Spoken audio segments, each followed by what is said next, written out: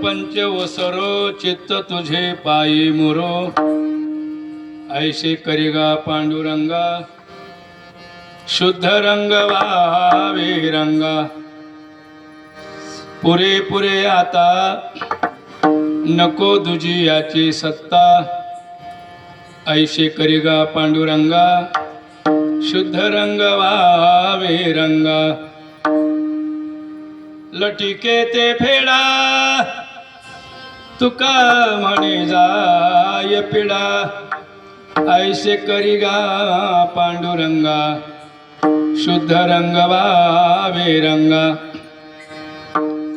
समचरण सरोजम सांद्रणी लांबुदाभम जघननिहित पाणी मंडनम मंडनानां तरुण तुलसीमाला कंधरम कंजनेत्रम सदय धवलहासं विठ्ठलं चिंतयामि पांडुरंगा करू प्रथमन पांडुरंगा करू प्रथमन पांडुरंगा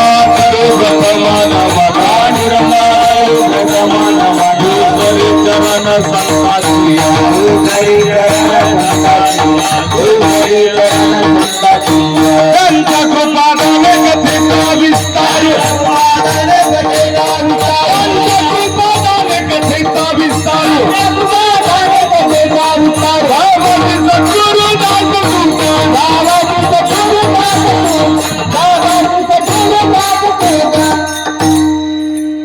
काय माझी वाणी मानेल संतासी रंज उचितासी आपोलिया मनोजवं मारुत तुल्य वेगं जितेंद्रियं बुद्धिमत्तां वरिष्ठं वातात्मजं वानरयुत मुख्यं श्रीरामदूतं शरणं प्रपद्ये आत्मरूप गणेशो स्मरण होय सकल विद्यांचे अधिकरण तेची वंदू श्रीचरण श्री गुरूंचे ते नमस्कारुण्याता शरण शरण एकनाथा पायी माथा ठेविला नका पाहू गुण दोष झालो दास पायाचा प्रस्तुत सेवेसाठी निवडलेला अभंग जगद्गुरु जगदाचार्य देहू निवासी श्री तुकोबाराय यांचा 4 चरणाचा देवाजवळ आपलं मनोगत व्यक्त करणारा अभंग, देवाशी संवाद साधणारा अभंग आणि शेवटचं बोलायचं म्हणजे देवाकडे आपल्याला हवंय ते मागणारा अभंग. आपल्या या संभाजीनगरच्या एका प्रभागामध्ये अर्थात श्रीरामनगरच्या एका चौकामध्ये म्हणजेच वाघुरुजी चौक, आणि या चौकामध्ये गेली 8 वर्ष हा कीर्तन महोत्सव, नामसप्ताह, पारायण चालू आहे. आणि चालू वर्ष 9व्या क्रमांकाचं आहे.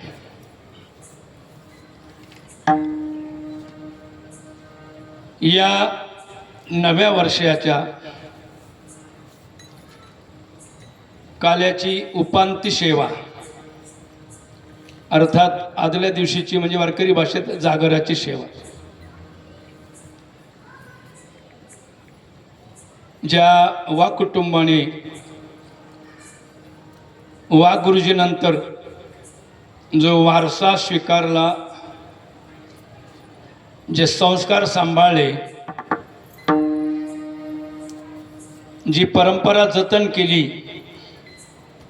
ती नामसप्ताची आहे.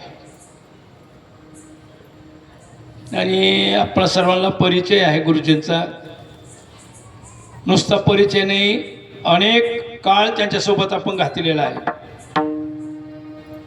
आणि आपल्या मराठवाडा वारकरी मंडळाचे सचिव असल्यामुळे आम्ही पावलं एकमेकाच्या सोबत, नुसतं सोबत नाही, खांद्याला खांदा लावून, हातात हात घेऊन अनेक वर्ष संप्रदायाचं कार्य केलं.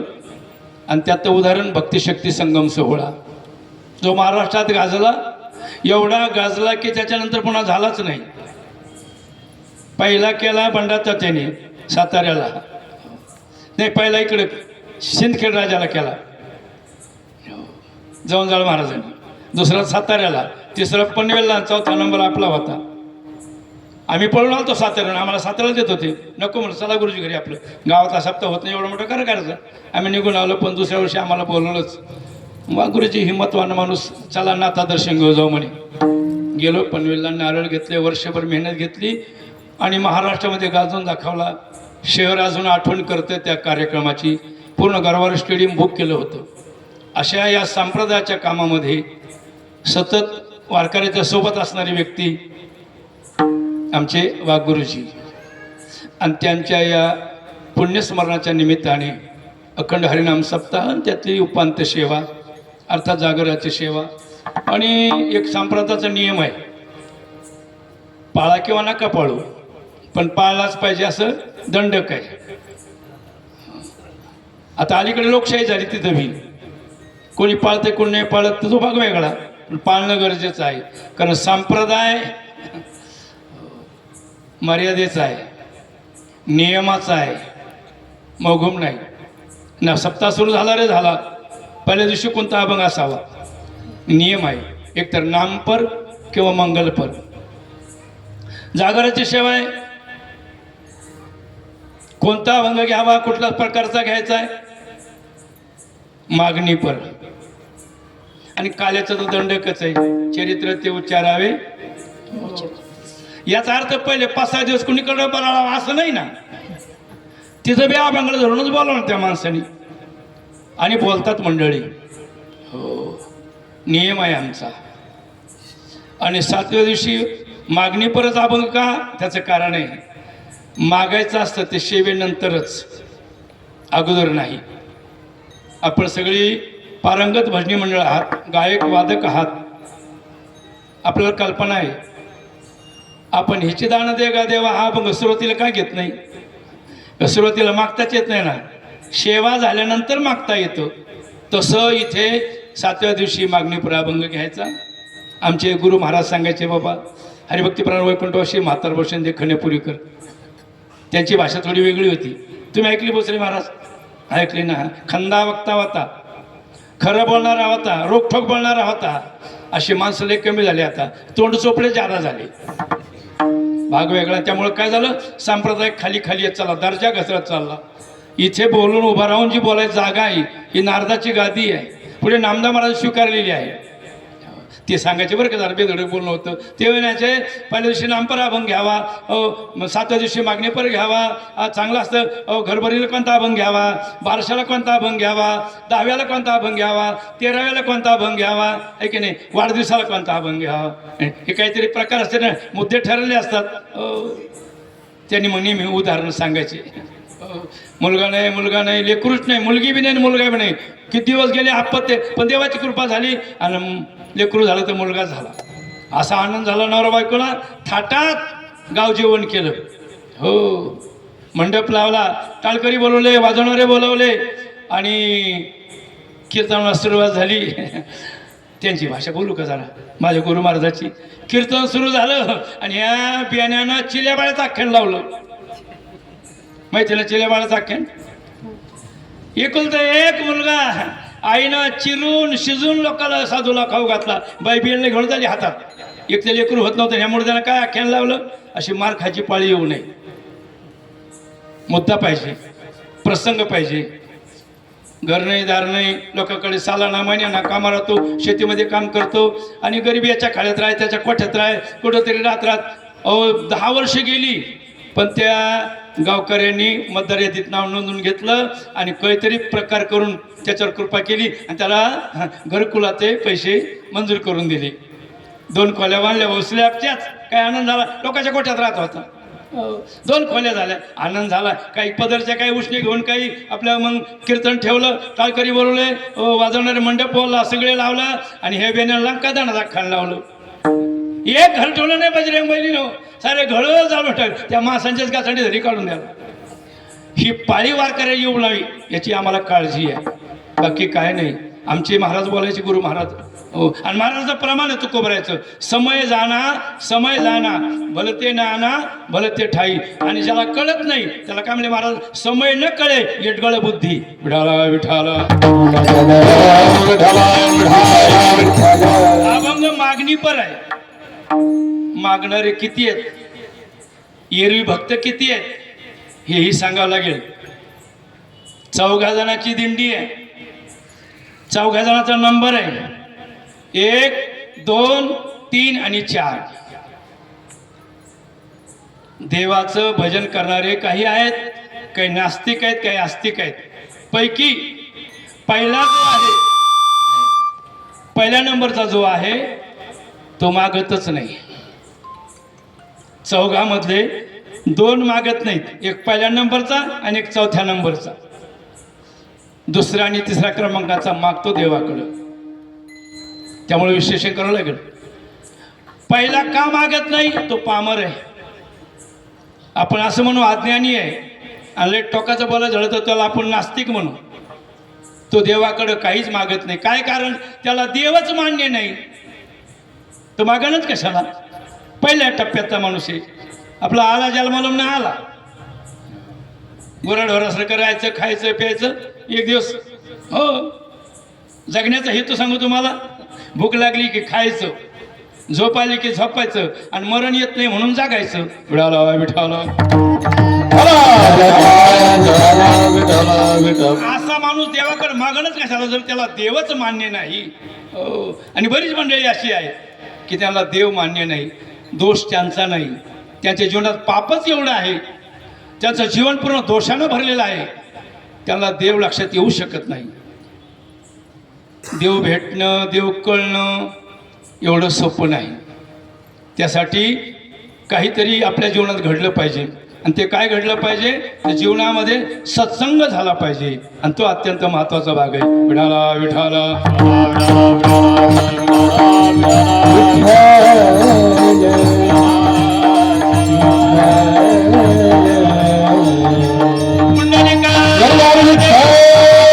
श्री ज्ञान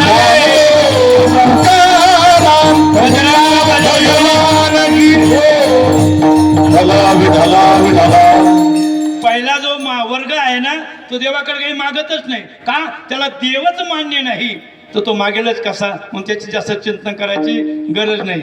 आणि माणसाने चिंतन करायचं ते चांगल्या विषयाचं, चांगल्या माणसाबद्दल, चांगल्या विषयाबद्दल बोललं पाहिजे. नको त्या माणसाबद्दल बोलून आपला वेळ आणि आयुष्य फुकट घालायचं नसतं. विनाकारण काय. हो ना. मला वाटतं गीतेमध्ये एक उल्लेख आहे पहा माधोबा, एक श्लोक घेतलेला आहे, महात्मा नसतो ना पार्थ, बरोबर आहे. महात्म्याचं वर्णन, साधूचं वर्णन करताना भगवंतानी अर्जुनाला सांगितलेलं आहे. ती वेळ का आली, त्याच्या अगोदरचे जे श्लोक आहे तो नास्तिकाचा आहे, म्हणून देवाला घाई झाली महात्म्याचं वर्णन करायची. तो एक श्लोक आहे बघा, नास्तिकाचा आहे. मोघ आशा मोघ कर्मानो मोघ ज्ञान विचेतस राक्षसी मासुरीचैव प्रकृती मोहिनी श्रीतः. या लागी जन्मलेचे ते मोघ जैसे वर्षी विनमेघ का मृगजाळ्याचे तुरुंग दुरुणीची पहावी एवढी केली. पण त्याचं चिंतन करत करत अर्जुना मला बस झाला ते. यांचं कशाला चिंतन करायचं, कारण यांचं जर चिंतन केलं तर वाणीला विटाळ होईल. म्हणून भगवंतानं अर्जुना सांगितलं, अर्जुना हे आपण बोलणं थांबू आता. मग कोणाचं वर्णन करायचं आहे, महात्म्याचं, साधूचं, संतांचं. आणि त्यांचं जर आपण वर्णन केलं, नामजप केला ना बाप्पा, तर आपल्याला पुण्य पदार्थ पडतं. विठाला विठाला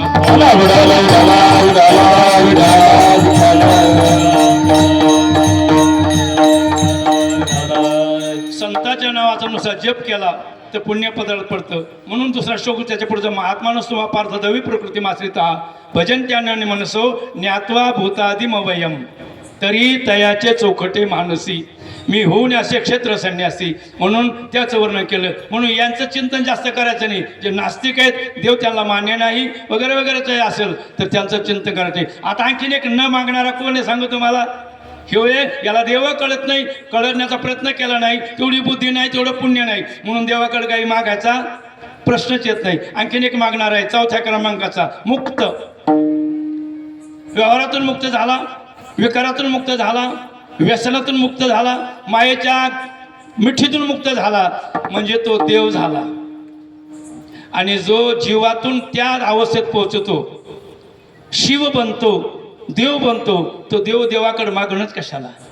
हे दोन माणसं सोडायचे आपल्याला, पहिल्या क्रमांकाचा आणि चौथ्या क्रमांकाचा. आता राहिले दोन मागणारे, हे मात्र मागणारे आहेत बरं का, हे मागणारे. याच्यातला फरक आहे, याच्यातला दोन मागणारचा, एक संसारातला मागणार आहे आणि एक परमार्थातला मागणार आहे. विठाला विठाला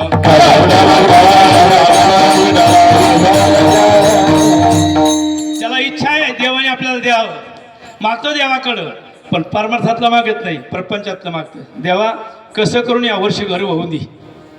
आता देवाने काय गावंड्याचं काम करावं का, देवाकडे काय मागावं हे ज्याला कळत नाही तो भक्त आहे पण मोगुमच आहे. आशेमध्ये बांधलेला आहे, अपेक्षामध्ये गुरफटलेला आहे. कुणी घरासाठी देवाकडे मागतो, घर मागतो, कुणी लग्न होण्याची प्रार्थना करतो, कुणी नोकरी लागत नाही ती प्रार्थना करतो. एक बोलू, व्यवहारातलं देवाकडं मागून काही उपयोग नाही, प्रपंचातलं देवाकडं मागून काही उपयोग नाही.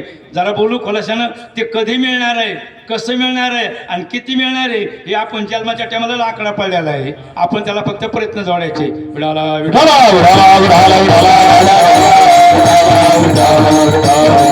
हे सगळं त्याला ठरलेलं आहे. अन्न मान धन हे तो प्रारब्ध अधीन, त्याला फक्त प्रयत्न जोडायचे आणि मग मात्र प्राप्त होतं. प्रयत्न प्रामाणिक आणि दैवगती सुलभ अनुकूल. मग एक खेड्यात म्हणे पहा, त्याला काय पाहायचं, माती धरली की, मी म्हणलो का तुम्ही म्हणले, खरं तो शब्द तसा महत्वाचा. दोन्ही गोष्टी एकत्र आल्या, कोणत्या, प्रयत्न आणि प्रारब्ध. कधी कधी प्रारब्ध असतं तर प्रयत्न करत नाही, कधी कधी प्रयत्न करतो पण प्रारब्धात नसतं. म्हणून माऊलीकडे जाऊ आपण, भाग्याचे नि भडसे. आता पहा तुम्ही, नुसत्या भाग्याने मिळतं का, बुद्धिमाचे निमिषे म्हणजे प्रयत्न. भाग्य आणि उद्योग जर एकत्र आला मग उभी माऊलीची आहे. भाग्याचे नि भडसे उद्यमाचे निमिषे मग समृद्धी जाता पैसे घरी घे. मग तुम्हाला लक्ष्मी मातेकडे जायची गरज नाही, लक्ष्मी तुमच्याकडे येते. विडाला विठाला मागत बसतात, देवा हे दे, लग्न होऊन दे, लग्न झालं देवा पोरग होऊन दे, काय काय मागतील देवाकडं काही सांगता येत नाही. हा. काही काही म्हणतात देवा मला हे जरा तालसूर जमत नाही, याची कृपा कर. आता ती नैसर्गिक देणगी आहे जगदण भाऊ. कंठ नैसर्गिक, तालस्वर नाही म्हणत मी, कंठ नैसर्गिक देणगी आहे आणि तालस्वर आपली मेहनत आहे. त्याला बी सुद्धा भगवंताची कृपा लागते. ते सोपं नाही. बऱ्याच जीवनाचं आमच्याकडे पाहतो भजनी मंडळ, आयुष्य गेलं पण तालं नाही सुर नाही. आणि काही काही असे लवून लेकर तयार झाले, पुढे गेले नाही तरी ते सुंदरपैकी गातात. काही असं असतं पूर्वीचं, ते त्यांना कामा येतं. कशाबद्दल बोललो, काय मागावं देवाकडं, व्यवहारातलं मागू नये, व्यवहारातलं मागू नये. काही मागतात लोक, हे दे देवा, ते दे देवा, ते देवा, बोरला पण लागून दे देवा. हे तर झालंच, पण निवडणुकीचं तिकीट बी मिळून दे देवा, असे सुद्धा काही बहादर आहेत. आता याच्या पुढे जाऊन सांगू का, सुरुवातीला विषय आला, मला कंटाळा आला घ्यायचा, पण मला मंत्रिपद मिळून दे देवा, असे सुद्धा लाचार काहीतरी निवडून प्रतिनिधी गेलेले आहेत. आणि या मंत्रिपदासाठी कोणाच्या पायावर लोटांगण घालतात, यांना ते कळत सुद्धा नाही आपण कुठं लोळतोय. ते तुम्हाला आम्ही निवडून देतोय, आमचं मत तुम्हाला देतोय, या देशाचं नेतृत्व तुमच्याकडे देतोय. तुम्ही भामट्याच्या पायावर लोळतात. तुम्हाला वारकरी अजून कळाला नाही तर देश धर्म आणि समाज काय कळणार आहे. विठाला विठाला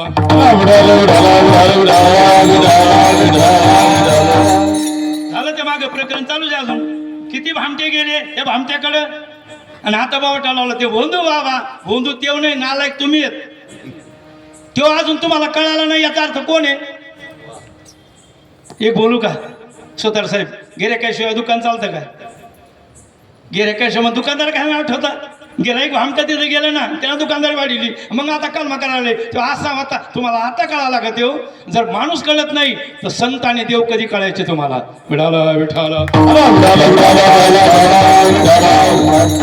आता राहिला एक वर्ग, एक मागितला नास्तिक सांगितला, त्याला देवच कळत नाही, मागत नाही. एक मुक्त आहे, त्याला गरज नाही मागायची, तो देव त्या लेवलला पोहोचला. एक मागतो प्रपंचातलं, त्याचंही सांगितलं. आता फक्त एक वर्ग राहिला, तो मागतो देवाकडं पण व्यवहारातलं नाही, प्रपंचातलं नाही, मागतो ते परमार्थातलं.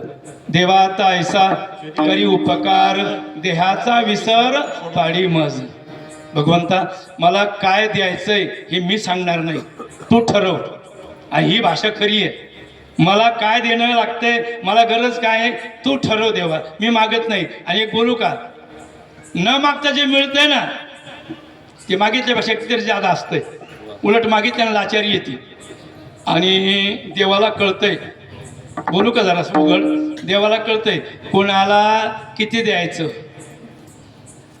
कसं द्यायचं, कधी द्यायचं आणि कोणत्या पद्धतीने द्यायचं त्याला कळतंय. एक बोलू, 1.5 महिन्याचं बाळ आहे, 2 महिन्याचं बाळ आहे, त्याला हाक मारतो का आईला मला भूक लागली म्हणून. नाही, मग याची काळजी कोण घेतं. लेकराचे हित, लेकराचे हित, लेकराचे हित, लेकराचे हित, लेकराचे हित, लेकराचे हित, लेकराचे हित,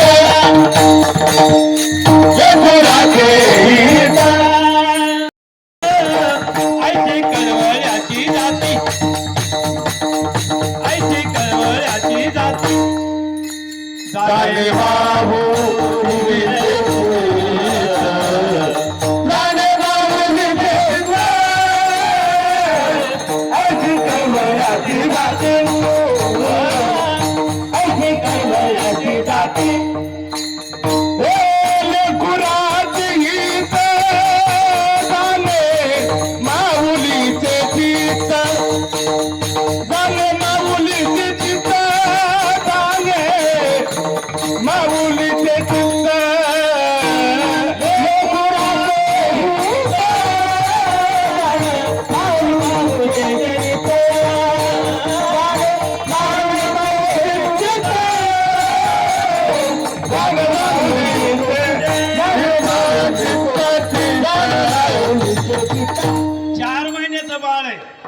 चार महिन्याचं बाळ आहे, त्याला भूक लागलेली त्याला कळत नाही, आईला कळते.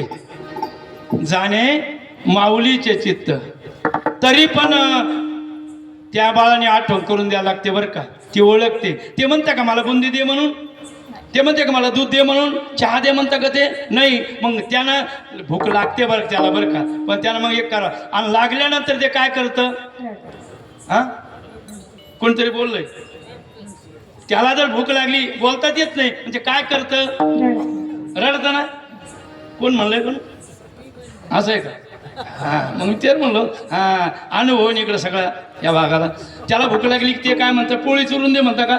त्याला बोलताच येत नाही तर काय करतं ते रडतं.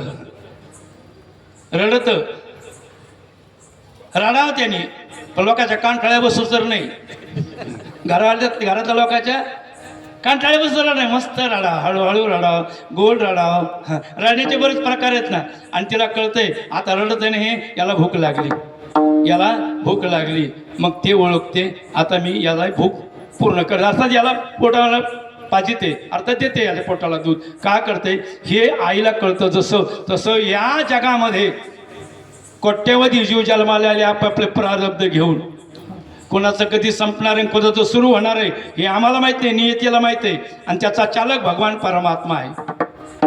सत्ता त्याची आहे.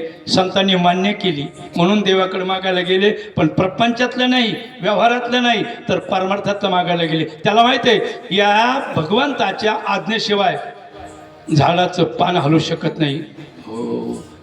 तुझी या सत्तेने, तुझी या सत्तेने तुझी या सत्तेने वेदासी बोलाने ना तुझी या सत्तेने तुझी या सत्तेने तुझी या सत्तेने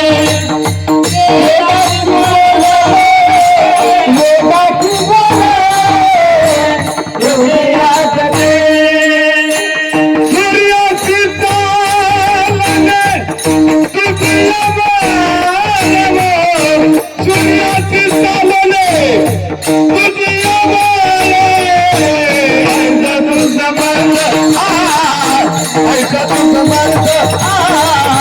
ब्रह्मांडाचा गली ब्रह्मांडाचा गली ऐसा तुझा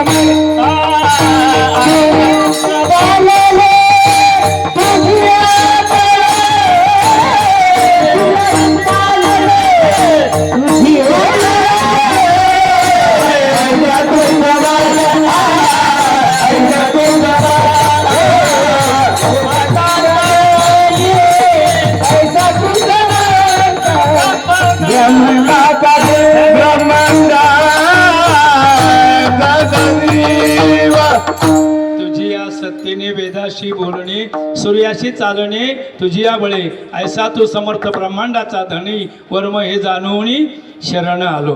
ही सर्वस्व सत्ता भगवंताची संताला मान्य आहे म्हणून त्यांनी मागितलं देवाकडं. पण व्यवहारातलं नाही, प्रपंचातलं नाही, मग परमार्थातलं मागितलं. भगवंता आम्हाला तुझं भजन दे, तुझं भजन दे आणि चांगलं करावं भजन अशी बुद्धी तू दे. एक बोलू का जरा. भगवंताचं भजन करायला सुद्धा भगवंताची कृपा लागते. एवढं सोपं नाही ते. भक्ती उपासना भजन समानार्थी शब्द आहे. ते करण्यासाठी त्याची मदत लागते. मी एक प्रश्न विचारतो ना भाऊ, सूर्याला पाहिलं कोणती बॅटरी लागती. आता मला सूर्य दाखव मग झाला बॅटरी घेऊन. हॅलोजन घेता का कशा दिसन तो. मग त्याला जर पाहायचं असेल तर कोणाची मदत लागेल, सूर्याचीच. दुसऱ्याची मदत चालणार नाही. तसं भगवंताची भक्ती करायची, उपासना करायची, भजन करायचंय तर त्याची मग त्याची जर मदत मागितली ना तर आपल्या अडचणी बदल्यातल्या दूर होतात आणि भजन सरळ होतं.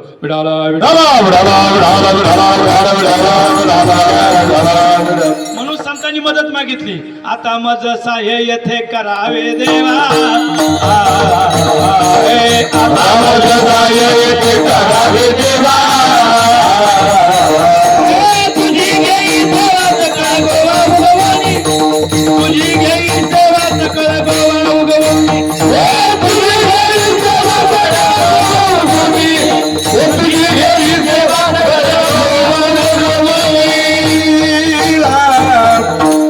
भगवंता मला मदत कर. कशाला प्रपंचात नाही, माझं प्रार्थना जे होईन ती मी करीन, त्याच्या वाद नाही. मला भजन करायचं, तुझं भक्ती करायची, उपासना करायची, मला मदत कर. आता माझं साहे येथे करावे देवा. कदाचित देव म्हणले असते काय अडचण आहे, काही नाही देवा, ही गोवापुडीमध्ये येते. महाराज काय म्हणले बरं का बाबूराव, गोवापुडीमध्ये येते. आता माझं साहे येथे करावे देवा, तुझी घेई सेवा सकळ गोवा, सकळ गोवा. हो म्हणता ना, बरोबर आहे म्हणायचं नाही का. एकदम चुकीचं बोललोय मी. पुडी कशाला म्हणते महाराज लोक, ते तर खाणाऱ्याला शिव्या देतात, तांबाखूचा द्वेष करतात. मग गोवा नाव त्याने गोवा कसं काय घेतलं, यांनी लावलं गोवा नाव. अगोदर तो गोवा शब्द सांगू तुम्हाला. गोवा म्हणजे अडचण, भगवंता सकळ गोवा उगवणी. भगवंता या अडचण दूर करून घे आणि तुझी सेवा करून घे. गोवा म्हणजे अडचण. ही मध्ये आली रे आली की देवाची भेट होत नाही. तेने पडे गोवा नेने हरी, तेने पडे गोवा नेने हरी, तेने पडे गोवा नेने हरी. कल्पनेपासून कल्पिला जो ठेवा, कल्पनेपासून कल्पिला जो ठेवा, कल्पनेपासून कल्पिला जो कल्पनेपासून कल्पिला जो ठेवा. तेने पडे गोवा नेने हरी, तेने पडे गोवा नेने हरी. हरी मुखे गाता हर पलीची, हरी मुखे गाता हर पली चिंता. तेने पडे गोवा, तेने पडे गोवा, हरी मुखे गाता हर पलीची, हरी मुखे गाता हर पलीची. संत परमार्थातलं मागतात, कुळव्यवहारातलं मागत नाही. भगवंता भजन करायचं, मला अडचणी दूर कर आणि तू मोकळं हानी जा बरं. सणासण हानी जा मोकळा, काय भिवू नको, दबू नको. चांगला वाजी तुला मस्तपैकी. तुला फक्त माझे झटके माहीत नाही, त्यामुळे तुला मिळ बसा ना. म्हणजे मला झटके येते असं नाही. नेता दवाखान्यात बरं का गुण वकील साहेब आमच्या गायनाचे आहेत ना ते. आणि इतक्या चाली हो तू जेव्हा द्या लेकरू आहे तू. मी आळंदीला पंढरपूरला, आता पंढरपूरला काला केला 28ला, काल परवा 28ला काला केला. एक बहादर मोठमोठे आले होते तिथं, वाजणारे चांगले होते. आणि कीर्तन आपल्या म्हणले अण्णा या चाली तुम्ही आणल्याकडून, त्याला म्हणलं नांगटीतून. मी काय संस्था शिकलेलं नाही, मी आळंदीला खरं बोलायला काय हरकत नाही. मी आणल्याकडून चाली म्हणजे नांगरटीतून. एक बोलू का, नांगरट म्हणजे रानटी समजू नका, नांगरट म्हणजे मोगम समजू नका, नांगर हाणणार म्हणजे आडाणी समजू नका. आणि कधी कधी शब्द काय होते माहिती आहे तुम्हाला, आमच्या वडिलाचे शब्द पाजवण्या माणसाचे, त्याला काय कळते ढेकळं. बरोबर आहे हरी भाऊ, बरं आहे काय हरिदास महाराज ढेकळ शब्द त्याला काय कळलं. अरे हेच खरं शब्द आहे, ज्याला ढेकळ कळाले त्याला झेक कळालं. ढेकळ म्हणजे माती, मातीशी जो इमान राखू नये तोच खरा भूमिपुत्र आहे. म्हणून त्याला ज्याला ढेकळ कळाले त्याला सगळं आलं. आमचे गुरु महाराज सांगायचे म्हातारबा, ओ गादीवर बसून ब्रह्मज्ञान सांगणं सोपं आहे. पाठ करायचं, इकडं काही तिकडे श्लोक घ्यायचे, इकडे वाया घ्यायच्या, आणि मग इकडे गेले तिकडे गेले का असे बसले का. मग इथं आज प्रवचना टाईम झाला, आता महाराज प्रवचना येऊ राहिले. मग सगळे लोक इथं आले, पुढं बसले, प्रवचन ऐकायला सुरुवात झाली. विठाला विठाला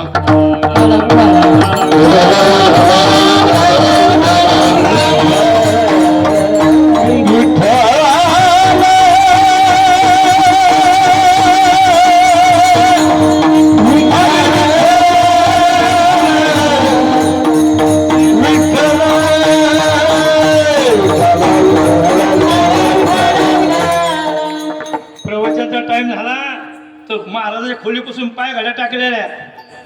हो पुढं भालदार चौपदार, हो इकडून तिकडून हे महाराज रंगीत ड्रेस चढलेला, पांढरे कपडे नाही, हो रंगीत कपडे चढेल. आणि आपल्याला रंगीत महाराजला आवडतो.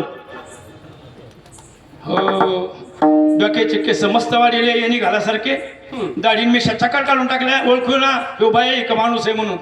निघाला महाराज रंगीबेरंगी कपडे घालून, मेकअप करून. तर पुढे लोक हा असे मुजरा करते, मुजरा या या या या लगे बसले. ह्यो जे झोपला होता 10 वाजता उठला महाराज. मग स्नान पूजा 11 वाजेपर्यंत, 11ला नाश्ता, 12:30ला भोजन.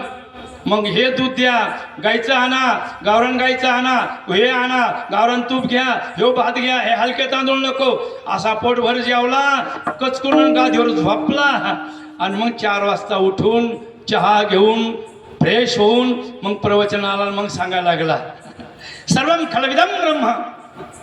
आमचे गुरु महाराज का माझे आमचे गुरु महाराज का माझे बेटा नांगटी ती तुला ब्रह्म दाखवतो. लोकांचे कष्ट पाय, त्यांचा प्रपंच पाय, ते कसा गाडा वाढतायत, काय त्यांची दैन होते ते पाय, आणि तो ब्रह्म पुढे घेऊन चालला गादीवर झोपून. विठाला विठाला त्या सर्व संतांनी मागितलं ते परमार्थातलं, प्रपंचातलं नाही. मग मंडळी गोळा झाली. महाराज तुम्ही नेहमी परमार्थाबद्दल बोलतात. म्हणले हो.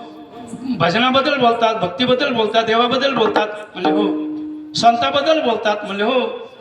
तुमचं काय म्हणे? आमची विनंती आहे का? म्हणजे काय थोडं संसाराबद्दल बोला ना, प्रपंचाबद्दल बोला ना. महाराज म्हणले मी बोलणार नाही. चर्चा करायची उपयोग नाही, वांजट आहे ती चर्चा. काय भानगडे? प्रपंच अशी एक इमारत आहे, संसार अशी इमारत आहे की तिला बेसमेंट नाही, मोगम आहे. ती कधी कुणकडं लुंडकन, कधी ढसळण, काय मिळ नाही. म्हणजे प्रपंचाला जे बेसमेंट आहे, जे बेसमेंट ते शाश्वत नाही, कल्पनेवर आधारलेला प्रपंच आहे. त्याच्याबद्दल बोलायचं मला आवडत नाही. म्हणजे नाही नाही बोला एवढं तेवढं. म्हणजे अजिबात नाही. लोक पक्के होते. ते म्हणजे प्रपंचातले आम्ही किडे, तुम्हाला जरी नसलं येतं आहे काय का करा महाराज, एक काम करा, प्रपंचाविषयी आम्ही बोलतो, तुम्ही ऐका. ते म्हणजे मला हे बी जमत नाही. नकामाचं पासी वधू प्रपंचाच्या विषयी, ज्याला फळ नाही, ज्याला शाश्वत बेसिक नाही, ज्याला कुठे अधिष्ठान नाही, जो कल्पना आलेला आहे, त्याला काय बोलावं? म्हणजे महाराज तीच अडचणी आमची. त्यानं आम्हाला बेजार केलं. कोणी प्रपंचानं संसारानं बेजार केलं. आम्ही किती जरी ओढलं तरी समाधान मिळत नाही, किती कमावलं तरी समाधान मिळत नाही. आणि नंतर मात्र एवढंही असलं तरी शेवटी सगळं टाकून जावं लागते. मग हे दुःख देणारा जो प्रपंच आहे, म्हणजे हो आमचं म्हणणं आहे याला नष्ट करून टाका ना. कारण तुमचे प्रमाण लय बार ऐकले आम्ही. दुःख बांधवडी संसार दुःख मुळ चौकडे इंगळ ठाऊकचे आहे संसार. लय बार ऐकलं. मग जर एवढा दुःख देतो संसार आहे ना, याला नष्ट करून टाका ना. म्हणजे मी नष्ट करू का? नाही, मग देवाला आवाज द्या ना, नष्ट करा म्हणून. महाराज म्हणले ही प्रकृतीचा नियम आहे. प्रपंच म्हणजे विश्व जगत, त्याला संसार म्हटलेला आहे. आणि निर्मिती कुणी केली? मायेने केलेली आहे, नियतीने केलेली आहे. त्याला भगवंताची मदत झालेली आहे. आपण कोण नष्ट करणार? म्हणजे मग एक काम करा महाराज, त्या प्रपंचाचं ओझं तरी कमी करा, म्हणजे थोडी पावर तरी कमी करा.